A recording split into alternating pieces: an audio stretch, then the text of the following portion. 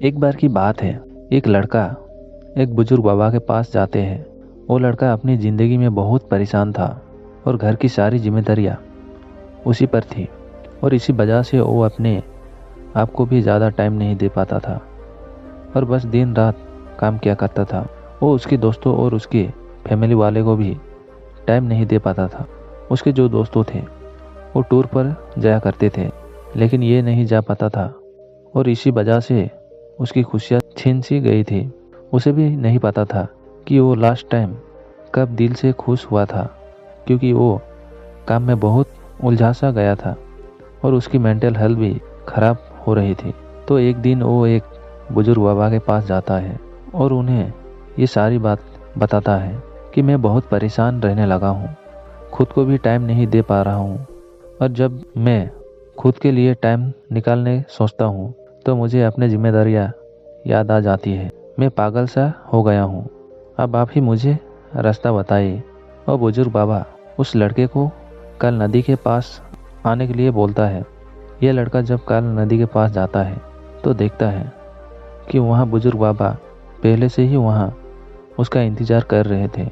लड़का बाबा से कहता है कि बताइए बाबा, अब मुझे क्या करना है। और बुजुर्ग बाबा ने उस लड़के से कहते हैं कि बताता हूँ, लेकिन पहले हमें नदी के साइड में जाना है, मतलब नदी के उस किनारे पर जाने के बाद मैं तुम्हें बताऊँगा कि तुम्हें क्या करना चाहिए। लड़के को उनकी बात समझ नहीं आई कि नदी के उस किनारे पर जाने के बाद ही क्यों बताना है, लेकिन फिर भी लड़के ने बाबा से कहा कि चलिए फिर हम नदी पर करके उस किनारे पर चले जाते हैं। तभी बाबा ने उसे कहा कि ऐसे नहीं, हम उस किनारे पर तब जाएंगे जब इस नदी का पूरा पानी सूख जाएगा। जब इस नदी की ज़मीन दिखनी शुरू हो जाएगी तब हम दोनों इस नदी में से चलते हुए नदी को पार करके उस साइड में जाएंगे।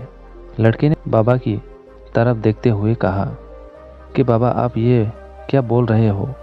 जब इस नदी का सारा पानी सूख जाए तब हम ये नदी पर करके उस साइड में जाएंगे, तो शायद ऐसे कभी नहीं होगा और हम उस साइड में जा ही नहीं पाएंगे। ये बात बोलते हुए वो लड़का समझ गया कि बाबा उसे क्या कहना चाहते हैं।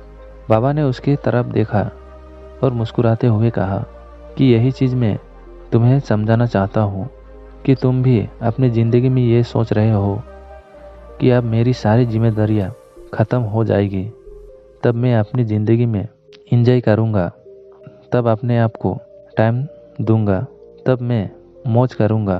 तो ऐसा कभी नहीं हो सकता है, क्योंकि जिम्मेदारियाँ कभी ख़त्म नहीं हो सकती। अब वो लड़का क्लियर तरीके से समझ गया था कि चाहे अमीर आदमी हो या गरीब, सबके ऊपर कुछ ना कुछ जिम्मेदारियाँ है और वो उन्हीं जिम्मेदारियाँ में से कुछ टाइम निकाल कर एंजॉय कर लेते हैं और इसे ही ज़िंदगी कहते हैं। दोस्तों, इस कहानी से हमें ये सीख मिलती है कि ज़िंदगी बहुत छोटी है और टाइम बहुत फास्ट। तो अपने ज़िंदगी के हर मोमेंट को एंजॉय करो, नहीं तो टाइम निकल जाएगा। तो अगर आप इस कहानी को औरों भी लोगों के तक पहुंचाना चाहते हो तो वीडियो को लाइक और चैनल को सब्सक्राइब ज़रूर कर दीजिएगा। धन्यवाद।